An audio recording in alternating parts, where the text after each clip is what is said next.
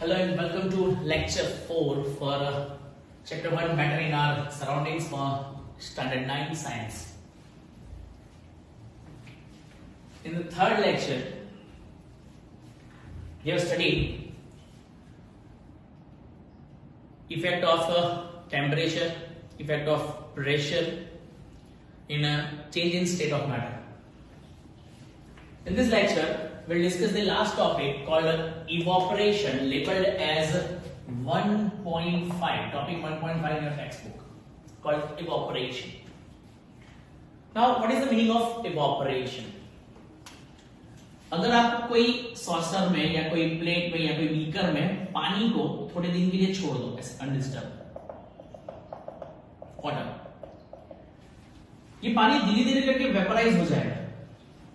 Generally देखा है कि liquid to gaseous form conversion के लिए टेम्परेचर जो है वो बॉइलिंग पॉइंट जितना होना चाहिए. बॉइलिंग पॉइंट जितना टेम्परेचर पर लिक्विड जो है वो गैसियस फॉर्म में कन्वर्ट होता है. लेकिन हम प्रेजेंट कंडीशन की बात करें, हमारे रूम टेम्परेचर की बात करें, तो रूम टेम्परेचर कभी भी वाटर के बॉइलिंग पॉइंट जितना नहीं होता है, विच इज 100 डिग्री सेल्सियस, कभी नहीं. स्टिल पानी जो है वो धीरे धीरे करके इवोपरेट होता रहता है. और ये इवोपरेशन जो है वो सरफेस से होता है. सरफेस जो पानी की ऊपरी सतह होगी वहां से कुछ पार्टिकल्स सराउंडिंग में से हीट एब्सॉर्ब करते होंगे, आजू बाजू से हीट एनर्जी एब्सॉर्ब करेंगे. Particles present on a surface, surface phenomena. Surface पर जो पार्टिकल्स है ये सराउंडिंग में से हीट एनर्जी एब्सॉर्ब कर रहे हैं, हीट फ्रॉम सराउंडिंग. जैसे जैसे ये हीट सराउंडिंग में से एब्सॉर्ब होती है, ये पार्टिकल्स जो है they have increase in their kinetic energy. वो अपनी काइनेटिक एनर्जी इंक्रीज कर लेते हैं क्योंकि उनको बाहर से एनर्जी मिली हीट के फॉर्म में. ये काइनेटिक एनर्जी इंक्रीज होने की वजह से ये अपने इंटर पार्टिकुलर अट्रैक्शन को तोड़ देंगे और ये इंटर पार्टिकुलर अट्रैक्शन को तोड़ के ये पार्टिकल वेपर फॉर्म में कन्वर्ट हो जाएंगे. ये जो प्रोसेस है, this process is called evaporation. That's define evaporation. The phenomenon of change of a liquid into the vapor at any temperature below its boiling point. Boiling point जितना temperature नहीं, below boiling point temperature कोई liquid अगर gaseous form में convert हो रहा है, the process is called evaporation. Evaporation जो है वो कंप्लीट नहीं होता, बल्क नहीं होता. ये पूरा पानी एक साथ इवोपरेट नहीं हो जाएगा. जो पार्टिकल सरफेस पर है वही पार्टिकल सराउंडिंग में से हीट एनर्जी को एब्सॉर्ब करते हैं. सराउंडिंग में से हीट एनर्जी को एब्सॉर्ब करने से उनकी काइनेटिक एनर्जी इंक्रीज होती है. With increase in kinetic energy ये इंटरमोलिकुलर अट्रैक्शन जो होगा, इंटर पार्टिकल अट्रैक्शन जो होगा उसको तोड़ देंगे. ये अट्रैक्शन टूटेगा, ये पार्टिकल जो वो फ्री हो जाएगा, फ्री टू मूव. और इसका मतलब वो लिक्विड से गैसियस फॉर्म में कन्वर्ट हो जाता है. This process is called evaporation which occurs at lower temperature और below the boiling point temperature. Factors affecting the evaporation. Evaporation process को अफेक्ट करने वाले बहुत से फैक्टर्स. इवोपरेशन डिपेंड करता है on certain factors and they are listed as surface area, increase in temperature, decrease in humidity, increase in wind speed and nature of liquid. सबको detail में समझते हैं. Surface area first. Evaporation surface area पर dependent है. कैसे? हम सबको पता ही है कि जब हम कपड़े धोते हैं, गीले कपड़े को सुखाने के लिए उनको स्प्रेड कर दिया जाता है, फैला दिया जाता है. अगर वो कपड़ों को ऐसे ही इकट्ठा मतलब कंबाइंड फॉर्म में रखे तो वो कपड़े जल्दी से सूखते नहीं है. ये कपड़े जल्दी से सूखते हैं क्योंकि हम कपड़ों को फैला देते हैं. फैलाने से क्या होगा, उनका सरफेस एरिया इंक्रीज होगा. सरफेस एरिया इंक्रीज होगा, इसके मतलब उसमें से जो वाटर ड्रॉपलेट्स है वो इजीली रिमूव हो जाएगी. So with increase in surface area evaporation process increases. Number 2, increase in temperature. कोई भी लिक्विड सब्सटेंस का टेम्परेचर जितना इंक्रीज होगा उतना ही उसका रेट ऑफ इवोपरेशन भी इंक्रीज होगा. पार्टिकल्स जो है उनकी काइनेटिक एनर्जी उतनी जल्दी से इंक्रीज होगी और वो पार्टिकल्स लिक्विड से गैसियस फॉर्म में कन्वर्ट हो जाएंगे. So with increase in temperature rate of evaporation also increases. Third one is called decrease in humidity. Now what is the meaning of humidity? Humidity means amount of vapor present in surrounding. हम जो surrounding में जी रहे हैं उसमें vapour के droplets कितने हैं, water vapour, उसको उसकी ह्यूमिडिटी कहते हैं.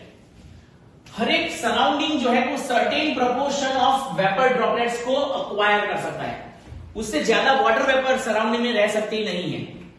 अगर सराउंडिंग में ऑलरेडी ही वाटर वेपर ज्यादा है, मतलब वाटर के ड्रॉपलेट्स ज्यादा है, तो वो नीचे से आने वाले वाटर ड्रॉपलेट को एक्सेप्ट नहीं करेगी। इसका मतलब ये है कि अगर ह्यूमिडिटी ज्यादा है तो इवोपरेशन का रेट कम हो जाएगा। क्यों? क्योंकि अगर आपके घर में ऑलरेडी 10 लोग हैं तो आप 2 को और अक्वायर करने की कोशिश नहीं करोगे, नहीं भाई नहीं, जगह नहीं है। लेकिन अगर आपका घर खाली है तो 2 बंदों को आप अक्वायर कर लोगे। तो ह्यूमिडिटी का मतलब ही वही है कि सराउंडिंग में जो वाटर ड्रॉपलेट्स है या वेपर कितनी है, अगर सराउंडिंग में ऑलरेडी ज्यादा वेपर है तो नीचे से आने वाली वेपर को वो ऊपर आने देंगे नहीं, और इसका मतलब ये है कि इवोपरेशन कम हो जाएगा। लेकिन अगर ह्यूमिडिटी कम है, डिक्रीजिंग ह्यूमिडिटी, अगर ह्यूमिडिटी कम है तो वाटर ड्रॉपलेट्स जो है वो इजीली इवोपरेट हो जाएगी। So decreasing humidity also increase the rate of evaporation. Increasing wind speed, wind speed, जहां पर विंड स्पीड ज्यादा होती है, हम जानते हैं कि कपड़ों को अगर मैं सुखाए और विंडी सीजन है, हवा आती है तो जल्दी कपड़े सूख जाते हैं। क्यों? क्योंकि विंड जो है वो वाटर ड्रॉपलेट्स को सराउंडिंग में से दूर ले जाती है और सराउंडिंग वाटर ड्रॉपलेट्स के बिना हो जाएगा। इसका मतलब यह है कि रेट ऑफ इवोपरेशन भी इंक्रीज होता जाएगा। So increase in wind speed also increases the rate of evaporation. The last one, nature of liquid. Liquid में जितना इंटर पार्टिकल अट्रैक्शन कम होगा, lesser the interparticle attraction, higher is the rate of evaporation. So these are the 5 affecting factors for the rate of evaporation. Evaporation जो है वो ये 5 चीजों पर depend करता है। The next topic is why vapor cause cooling. Evaporation cooling कैसे create करती है? जहां पर evaporation ज्यादा होता है वहां पर सराउंडिंग कूल हो जाता है। क्यों?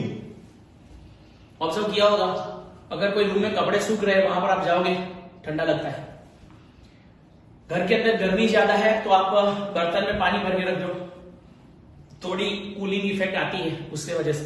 कूलर, वाटर कूलर का जो डेजर्ट कूलर का हम इस्तेमाल करते हैं वो भी यही प्रोसेस पर डिपेंड करता है, यही फैक्टर पर हम डिस्कस करने जा रहे हैं। Why evaporation cause cooling, evaporation से कूलिंग क्यों होती है। हमने अभी यहां पर एक फैक्टर देखा कि भाई मेरे पास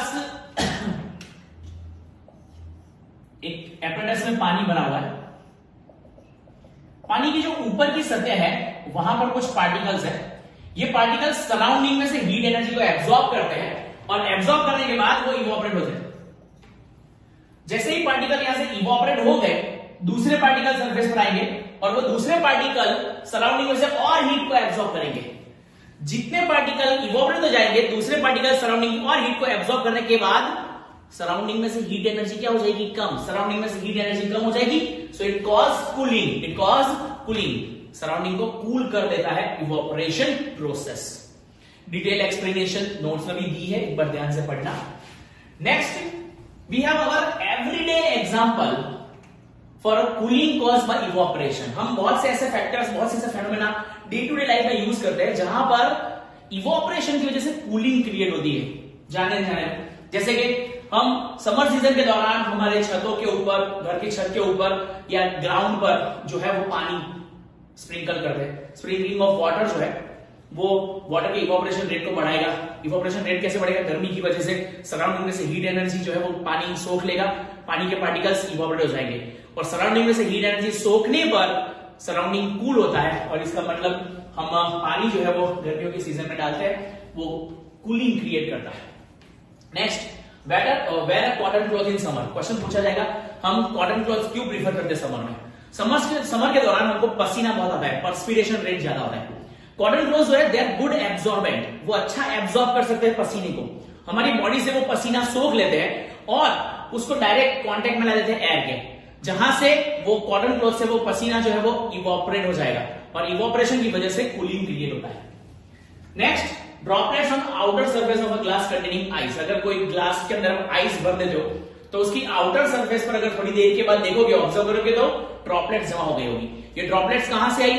ड्यू टू द इवोपरेशन। जो सराउंडिंग एयर है उसमें जो वाटर ड्रॉपलेट होती है वो वाटर ड्रॉपलेट चिपक जाती है ग्लास की सरफेस पर और वहां वो कूल डाउन होती है, ठंडी होती है, तो जो गैसियस फॉर्म ऑफ स्टेट था वेपर का वो लिक्विड फॉर्म में कन्वर्ट हो जाता है। इसलिए आउटर सरफेस पर भी आपको ड्रॉपलेट्स देखने को मिलते हैं।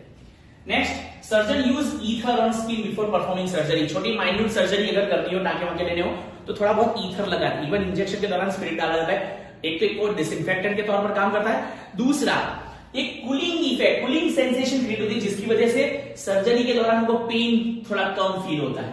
And the last one, ice rubbed on a burned part of a skin. जब स्किन कहीं से जल जाती है, बर्न हो जाती है, तो उसको भी आइस के थ्रू हम क्योर कर सकते हैं। तो ये सारे जो है वो day to day life evaporation, cooling के एग्जांपल्स हैं।